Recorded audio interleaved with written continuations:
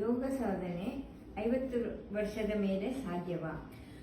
ಯೋಗ ಸಾಧನೆಗೆ 50 ವರ್ಷದ ಮೇಲೆ ಸಾಧ್ಯನಾ ಅಂತ ಕೇಳ್ತೀರಾ? ಫಸ್ಟು ನಿಮ್ಗೆ ಯೋಗ ಅಂದ್ರೆ ಬೇರೆ ಏನೋ ಕಲ್ಪನೆ ಇರೋದ್ರಿಂದ ಆ ಪ್ರಶ್ನೆ ಬರುತ್ತೆ.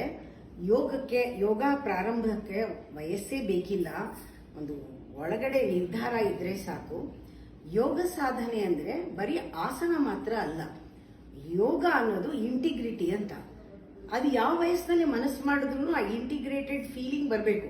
ನಿಮ್ಮ ಬಾಡಿ, ನಿಮ್ಮ ಮೈಂಡು, ನಿಮ್ಮ ಬುದ್ಧಿ, ನಿಮ್ಮ ಅಂತಃಕರಣ ಎಲ್ಲವೂ ಕೂಡ ಒಂದಕ್ಕೊಂದು ಹೊಂದ್ಕೊಂಡು ಹೋಗೋದು ಯಾರಿಗೆ ಬೇಡ? ಅದಕ್ಕೆ ವಯಸ್ಸು ಯಾಕೆ? ಅದು ಯಾವಾಗ ಒಂದಕ್ಕೊಂದು ಹೊಂದ್ಕೊಂಡಿರಲ್ಲ ನಾವು ಅಯೋಗ್ಯರಾಗಿರ್ತೀವಿ. ಯಾವಾಗ ಒಂದಕ್ಕೊಂದು ಹೊಂದ್ಕೊಳ್ಳುತ್ತೆ ಯೋಗ. ಅದಕ್ಕೆ ವಯಸ್ಸಿಗೂ ಇದಕ್ಕೂ ಸಂಬಂಧ ಇಲ್ಲ. ಆಸನ ಕೂಡ ಅಷ್ಟೇನೆ. ಕೆಲವು ಆಸನಗಳು ಎಷ್ಟು ವರ್ಷ ಬೇಕಾದರೂ ಮಾಡಬಹುದಾದಂಥ ಆಸನಗಳಿವೆ. ನಮ್ಮ ಬಾಡಿ ಕೆಪಾಸಿಟಿ ಮೇಲೆ ಆಸನಗಳು ಹೋಗುತ್ತೆ. ಸರಿಯಾಗಿ ಕೂತ್ಕೊಳ್ಳಕ್ಕೆ ಕೂಡ ಒಂದು ಆಸನವೇ ಅಲ್ವಾ? ಧ್ಯಾನ ಕೂತ್ಕೊಳ್ಳೋಕ್ಕೂ ಒಂದು ಆಸನ ಬೇಕು, ಪ್ರಾಣಾಯಾಮ ಮಾಡೋಕ್ಕೂ ಒಂದು ಆಸನ ಬೇಕು. ಹೀಗೆ ಪ್ರತಿಯೊಂದು ನೀವು ಕೆಲಸ ಮಾಡೋ ಓಡಾಡೋದು ಒಂದು ಯೋಗಾಸನವೇ, ನಿಲ್ಲೋದು ಒಂದು ಯೋಗಾಸನವೇ. ಅದರಿಂದ ಆ ಡಿಸಿಪ್ಲಿನ್ ಬಂದ್ಬಿಡುತ್ತೆ. ಯೋಗ ಎಲ್ಲರಿಗೂ ಯಾವಾಗಲೂ ಬೇಕು. ನಿಜವಾದ ಸಾಧನೆ ಏನು? ನಿಜವಾದ ಸಾಧನೆ ಏನು ಅಂದ್ರೆ ಇಂಥದ್ದು ಅಂತ ಇಲ್ಲ. ತುಂಬಾ ಜನ ಅನ್ಕೊಂಡಿದ್ದಾರೆ ನಾವು ಮಾಡೋದೆಲ್ಲ ಸಾಧನೆ ಅಂತ. ಅಲ್ಲ, ಸಾಧನಗಳನ್ನ ಸರಿಯಾಗಿ ಬಳಸುವುದು ಸಾಧನೆ. ಸಾಧನಗಳು ಯಾವುದು? ಪರಮಾತ್ಮ ಕೊಟ್ಟಂತಹ ಗಿಫ್ಟು. ನಮ್ಮ ದೇಹ ಒಂದು ಸಾಧನ, ನಮ್ಮ ಮನಸ್ಸು ಒಂದು ಸಾಧನ, ಬುದ್ಧಿ ಒಂದು ಸಾಧನ. ಇಂಥ ಸಾಧನಗಳು ನಮ್ಮಲ್ಲಿ ಇದೆ. ಎಷ್ಟು ಚೆನ್ನಾಗಿದೆ ಫ್ಯಾಕಲ್ಟೀಸ್ ಎಲ್ಲ. ಇದನ್ನೆಲ್ಲ ಬಳಸೋದೇನೆ ಕರೆಕ್ಟ್. ಯಾವ್ಯಾವುದಕ್ಕೆ ಬೇಕೋ ಅದನ್ನು ಸರಿಯಾದ ಟೈಮ್ಗೆ ಸರಿಯಾದ ರೀತಿಯಲ್ಲಿ ಬಳಸೋ ಆ ನ್ಯಾಕ್ ಇದೆಯಲ್ಲ, ಅದು ಸಾಧನೆ. ಸಾಧನೆ ಅಂದ್ರೆ ಉಪವಾಸ ಮಾಡು ಅಥವಾ ಇದು 15 ದಿವಸ ಅದು ಮಾಡು ಇದು ಮಾಡು ಜನ ಮಾಡ್ತಾರಲ್ಲ, ಅದು ಸಾಧನೆ ಅದಲ್ಲ. ಸಾಧನಗಳನ್ನ ಸರಿಯಾಗಿ ಬಳಸುವುದೇ ನಿಜವಾದ ಸಾಧನೆ. ಅನುಭವದಲ್ಲಿ ಕಲಿಯುವುದು ಹೇಗೆ? ಅನುಭವದಲ್ಲಿ ಕಲಿಯೋದು ಹೇಗೆ ನೋಡಿ. ಯೂಶುವಲ್ ಆಗಿ ನಾನೇನೆ ಹೇಳ್ತಾ ಇದ್ದೆ, ಪರೀಕ್ಷೆಗೆ ಓದ್ಬೇಕಾದ್ರೆ ನಾವು ಮೊದಲು ತುಂಬಾ ತಿಂಗಳು ಪರೀಕ್ಷೆಗೆ ಓದ್ಕೊಳಕ್ಕೆ ರಜಾ ಕೊಡೋರು. ಎಲ್ಲ ಓದಿ ಆದ್ಮೇಲೆ ಪರೀಕ್ಷೆ ಇರೋದು. ಇದು ಹೊರಗಡೆ ಜೀವನದಲ್ಲಿ ಮುಂದೆ ಬರಕ್ಕೆ. ಆದ್ರೆ ನಮ್ಮ ಜೀವನದಲ್ಲಿ ಮೊದಲು ಪರೀಕ್ಷೆ, ಆಮೇಲೆ ಪಾಠ. ನೋಡಿದ್ರ ರಿವರ್ಸ್. ಜೀವನದಲ್ಲಿ ಪರೀಕ್ಷೆಗಳು ಬರುತ್ತೆ, ಅನುಭವದಲ್ಲಿ ಮೊದಲು. ಆ ಪರೀಕ್ಷೆಯಲ್ಲಿ ಪಾಠ ಸಿಗತ್ತೆ. ನೋಡಿದ್ರ ವ್ಯತ್ಯಾಸ? ಅದೇ ವ್ಯತ್ಯಾಸ. ನಿಜವಾದ ಜೀವನಕ್ಕೂ ಹೊರಗಡೆ ಓದ್ಬಿಟ್ಟು ಪರೀಕ್ಷೆ ಬರೀತೀರಾ, ಇಲ್ಲಿ ಪರೀಕ್ಷೆ ಮೊದಲು, ಅದ್ರಲ್ಲಿ ಕಲಿತೀವಿ. ಅಂತಃಕರಣದ ಗುಣಗಳು ಯಾವುವು? ಹೇಗೆ ನೋಡಿ, ನಮ್ಮ ಬಾಡಿನಲ್ಲಿ ಏನೇನೋ ಇದೆ. ಅಮಿನೋ ಆಸಿಡ್ಸ್ ಅಂತಾರೆ, ಪ್ರೋಟೀನ್ಸ್ ಅಂತಾರೆ, ಕಾರ್ಬೋಹೈಡ್ರೇಟ್ ಅಂತಾರೆ. ಆ ಥರದ್ದೆಲ್ಲ ಬಾಡಿನಲ್ಲಿ ಇಲ್ವಾ? ಹಾಗೆ ನಮ್ಮ ಒಳಗಡೆ ನಮ್ಮ ಆತ್ಮಕ್ಕೆ ಕೆಲವು ಗುಣಗಳಿದೆ. ಆನಂದ ಅನ್ನೋದು ಅದು ಅಂತಃಕರಣದ ಗುಣ. ಬ್ಲಿಸ್ ಅಂತಾರಲ್ಲ, ಅದು ಅಂತಃಕರಣದ ಗುಣ. ಪ್ರೇಮ ಅನ್ನೋದು ಅಂತಃಕರಣದ ಗುಣ. ಶಾಂತಿ ಅನ್ನೋದು ಅಂತಃಕರಣದ ಗುಣ. ಕರುಣೆ ಅನ್ನೋದು, ದಯೆ ಅನ್ನೋದು, ಸಹಾನುಭೂತಿ, ಇವೆಲ್ಲ ಅಂತಃಕರಣದ ಗುಣಗಳು. ಇವೇ ನಮ್ಮೊಳಗೆ ಇದೆ. ಅದು ಹೇಗೆ ಬಾಡಿನಲ್ಲಿ ಕೆಲವು ಗುಣಗಳಿದೆ, ಹಾಗೆ ನಮ್ಮ ಆತ್ಮದ ಗುಣಗಳವೆಲ್ಲ. ಅದು ನಮ್ದೇ.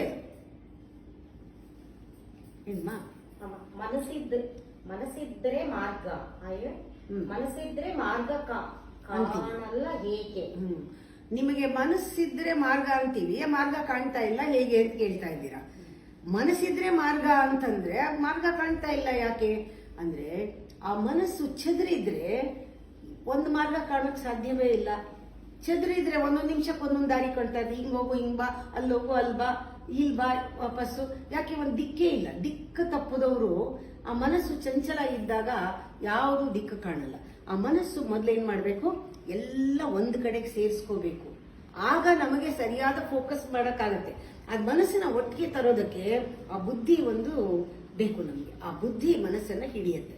ಆ ಬುದ್ಧಿನಲ್ಲೇನೆ ಡೊಂಕಿದ್ರೆ ಮನಸ್ಸನ್ನು ಹಿಡಿಯೋದು ಕಷ್ಟ.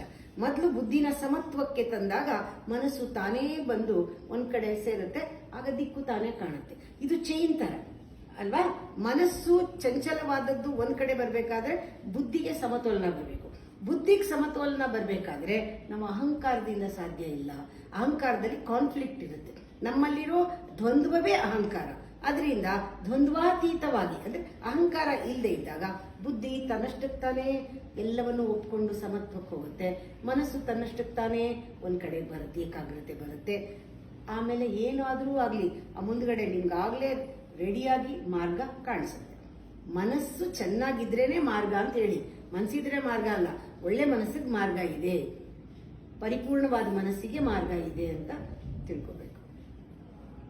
ಅಮ್ಮ, ಬುದ್ಧಿ ಇದ್ದವರೆಲ್ಲ ಯಾರು ಆಗಲ್ಲ ಏಕೆ? ಬುದ್ಧಿ ಇದ್ದವರೆಲ್ಲ ಯಶಸ್ಸಾಗಲ್ಲ. ಯಶಸ್ಸು ಯಾಕೆ? ಬುದ್ಧಿ ಇದ್ರೆ ಪ್ರಯೋಜನ ಇಲ್ಲ. ಆ ಬುದ್ಧಿ ಯಾವ ರೀತಿ ಇರಬೇಕು ಅನ್ನೋದು ಬಹಳ ಮುಖ್ಯ. ನಾ ಹೇಳ್ತಿದ್ದೆ ಇವಾಗ ಅಪಿಯರೆನ್ಸ್ ಯಾವ ರೀತಿ ಕಾಣಿಸ್ಕೋಬೇಕು ಅಂತ. ಕೆಲವರು ತುಂಬಾ ಮುಖ್ಯವಾಗಿ ಅದಕ್ಕೆ ಬೆಲೆ ಕೊಡ್ತಾರೆ. ಶೂಸ್ ಕೂಡ ಪಾಲಿಶ್ ಕರೆಕ್ಟ್ ಆಗಿರ್ಬೇಕು ಆಫೀಸ್ಗೆ ಹೋಗ್ಬೇಕಾದ್ರೆ, ಸರಿ ಬಟ್ಟೆ ಎಲ್ಲ ಇಸ್ತ್ರಿ ಇರಬೇಕು, ನೋಡಕ್ಕೆ ಕ್ರಾಪ್ ಚೆನ್ನಾಗಿ ಬಾಚ್ಕೊಂಡಿರ್ಬೇಕು, ರಂಗ ಹೇಗೆ ಕಾಣಿಸ್ತೀನಿ ಅನ್ನೋದು ಬಹಳ ಮುಖ್ಯ ಅಂತ ಎಲ್ಲ ಮಾಡ್ಕೊಂಡು ಸಿಡುಕ್ತಾ ಇದ್ರೆ ಅಲ್ವಾ?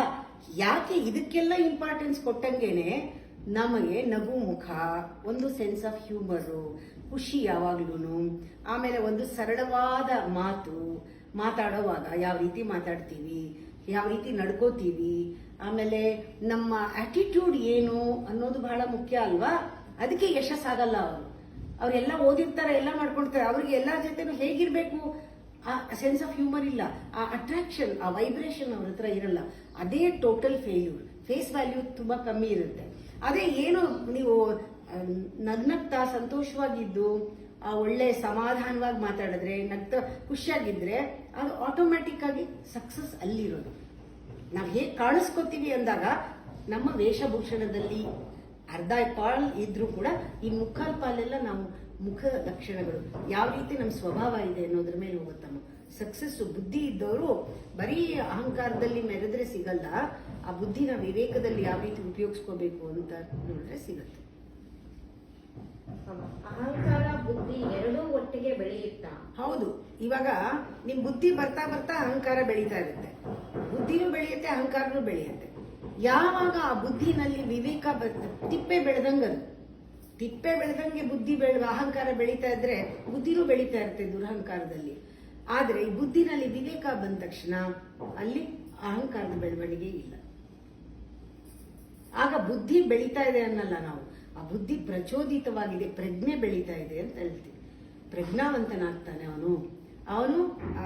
ಅವನು ಎಚ್ಚರದಲ್ಲಿ ಜ್ಞಾನವಂತನಾಗ್ತಾನೆ, ಅವನು ವಿಕಾಸಗೊಂಡವನು ಅಂತ ಹೇಳ್ತೀವಿ. ಬರೀ ಬುದ್ಧಿವಂತ ಅಂತ ಹೇಳಲ್ಲ, ಜ್ಞಾನಿ ಅಂತ ಹೇಳ್ತೀವಿ ಅಲ್ವಾ? ಅವನು ಜ್ಞಾನವಂತ, ಅವನು ನಿಜವಾದ ವಿದ್ಯಾವಂತ, ಬರೀ ಓದಿರೋನಲ್ಲ. ಬುದ್ಧಿನಲ್ಲಿ ವಿವೇಕ ಇದ್ರೆ ಅಹಂಕಾರ ಬೆಳೆಯಲ್ಲ. ಯಾವಾಗ ಬುದ್ಧಿನಲ್ಲಿ ವಿವೇಕ ಇಲ್ಲ, ಬುದ್ಧಿನೂ ಬೆಳೆಯುತ್ತೆ, ಅಹಂಕಾರನೂ ಬೆಳೆಯುತ್ತೆ. ಬುದ್ಧಿ ಪ್ರಯೋಜನ ಇಲ್ಲ ಅಂತ ಬುದ್ಧಿ, ವಿವೇಕ ಇಲ್ದಿರೋ ಬುದ್ಧಿ ಪ್ರಯೋಜನ ಇಲ್ಲ. ಅದು ಎಲ್ಲ ಬೇರೆಯವ್ರನ್ನ ನಾಶ ಮಾಡೋದೆ. ಡಿಸ್ಟ್ರಕ್ಟಿವ್ ಇಂಟೆಲಿಜೆನ್ಸ್, ಅದು ಕನ್ಸ್ಟ್ರಕ್ಟಿವ್ ಅಲ್ಲ. ಒತ್ತಡಕ್ಕೆ ಅಂದರೆ ಬುದ್ಧಿಶಕ್ತಿ ಬೇಕೇ? ಯಾವುದಕ್ಕೆ ಬುದ್ಧಿಶಕ್ತಿ? ಚಿತ್ ಶಕ್ತಿ, ಬುದ್ಧಿಶಕ್ತಿ ಎರಡು ವ್ಯತ್ಯಾಸ ಇದೆಯಾ ಅಂತ. ಏನ್ ಚಿತ್ ಶಕ್ತಿ ಬಗ್ಗೆ ಹೇಳ್ಬೇಕಮ್ಮ?